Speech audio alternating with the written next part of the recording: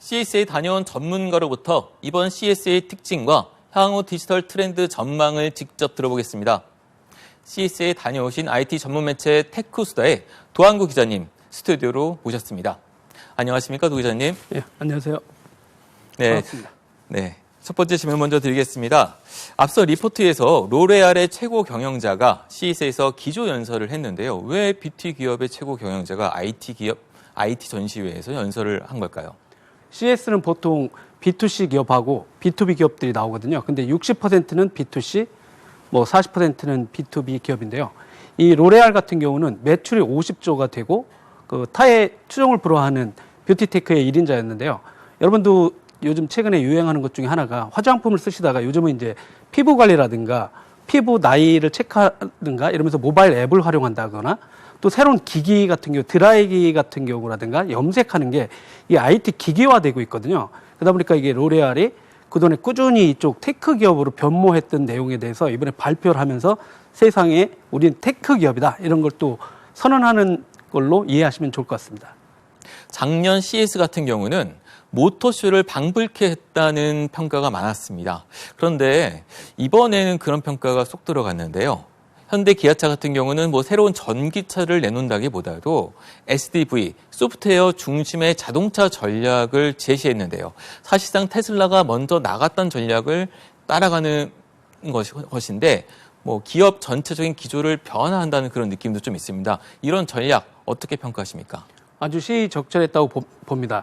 지금 시점이 보면 자동차 쪽에서는 여러분 휴대폰, 퓨처폰에서 스마트폰으로 넘어가는 그런 시기라고 아마 그 자동차 업계가 많이 바라보는 것 같습니다. 그러다 보니까 이제 되게 사용자들한테 어려운 SDV라는 용어가 등장을 하고 있고요. 그거는 크게 보면 스마트폰을 이해하시면 됩니다. 그러니까 자동차가 스마트폰처럼 바뀐다라고 이해하시면 수용하기 편하시고요. 현대자동차 같은 경우는 미국에서 전기자동차 판매량으로 보면 테슬라를 쫓아가는 2등이고 나머지 엔진 회사들에 비해서 훨씬 잘하는 회사입니다. 근데 안타깝게도 미국에서 이제 전기자동차 보조금을 지원할 때 현대기아자동차는 거기 혜택을 못 받게 돼 있거든요. 그러다 보니까 올해 같은 경우는 굳이 전기자동차를 이렇게 전시하는 것보다는 우리의 미래 전략을 발표하고 또 하나는 현대그룹이 수소 쪽에 대해서 엄청나게 투자를 많이 했거든요. 그러다 보니까 수소 관련된 수소 경제 얘기를 되게 적극적으로 어필했던 것도 한 몫을 합니다. 그리고 네. 또 하나는 되게 재미난 게 GM과 포드, 미국의 네. 양대 자동차 회사가 안 나왔거든요. 근데 그 두 회사는 그 아까 말씀드린 대로 전기 자동차에 대응을 잘 못하고 있습니다. 그리고 또 하나는 최근에 이제 파업까지 있다 보니까 실제 자기 발등에 지금 불이 떨어진 상황이라 미래를 얘기하기가 쉽지 않습니다. 그러니까 자기네한테 되게 유리한 전시회인데도 불구하고 이번에는 현대가 오히려 주인공이 되는 듯한 모습이었고요.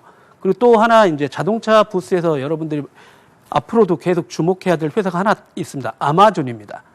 아마존이 왜 거기 나오느냐라고 하는데요.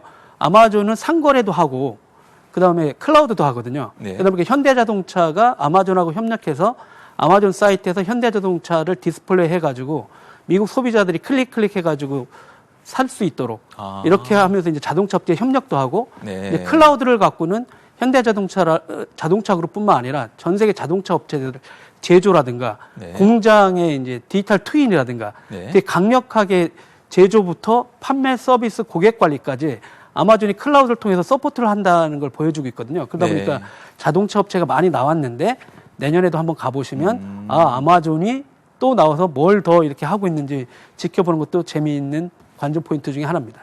그 작년 빅테크 기업 중에서는 마이크로소프트가 가장 주목을 받았죠. 시총도 최근엔 애플을 뛰어넘었는데요.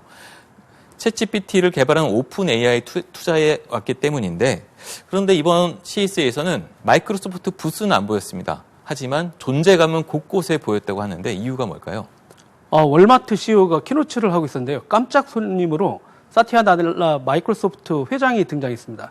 그러면서 이제 인공지능이 가져올 어떤 가능성 그리고 이제 월마트가 전자상거래 업체거든요.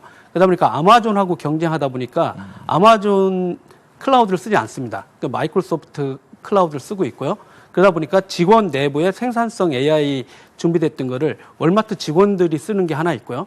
또 하나는 고객들이 뭐 슈퍼볼 같은 경우에 이제 미국에 인기가 많지 않습니까? 스포츠 경기 할 때 예전에는 뭐 구체적인 걸 이렇게 찾았어야 되는데 요즘은 슈퍼볼 하면 이렇게 추천으로 해가지고 옆에 띄워줍니다. 그러니까 이제 자기가 명확한 키워드를 남기지 않더라도 슈퍼볼에 관련된 것들이 네. 치면 사람들한테 추천 상품이 나오고 또 그걸 갖다가 드론으로 배송해주는 그런 내용도 하거든요. 그러다 보니까 마이크로소프트 입장에서는 유통업체와 혁신에 우리가 함께하고 있다. 그리고 실제는 그 다음 섹션에서도 거기 이제 연구개발 R&D 쪽 총괄하는 분이 또 모더레이터로 나와가지고 활동을 했고요.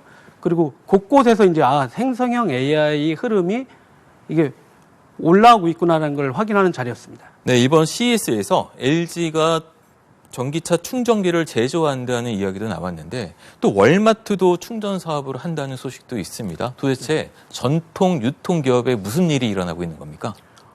월마트는 이제 미국에서 우체국수보다 많을 정도로 미국의 국민기업 이미지가 있습니다. 그리고 뭐 20만 명이 넘는 직원들이 있고요. 그러다 보니까 곳곳에 주차장이 있고 오프라인 매장을 갖고 있다 보니까 지금 아까 말씀한 대로 전기자동차로 점점 바뀌고 있잖아요. 그러니까 주차장을 전기자동차 충전소로 바꿔놓을 수가 있고요. 그 다음에 이제 재생에너지 활용을 통한 이제 환경 문제에 대해서 ESG 차원에서 접근을 하고 있습니다. 그러다 보니까 2030년 정도 되면 10기가와트 정도의 전기를 태양열이라든가 풍력 이런 걸 활용해서 자기네 전체 매장을 그 전기를 쓰겠다는 얘기거든요. 그러다 보니까 에너지 정책에 깊숙이 들어오면서 새로운 수익 창출의 한 분야로도 지금 월마트가 뛰어들었다고 보시면 됩니다. 예. 팬데믹 사태를 거치면서 CES에선 중국 기업들이 많이 사라졌었는데요. 이번에 다시 등장했다는 소식이 있습니다.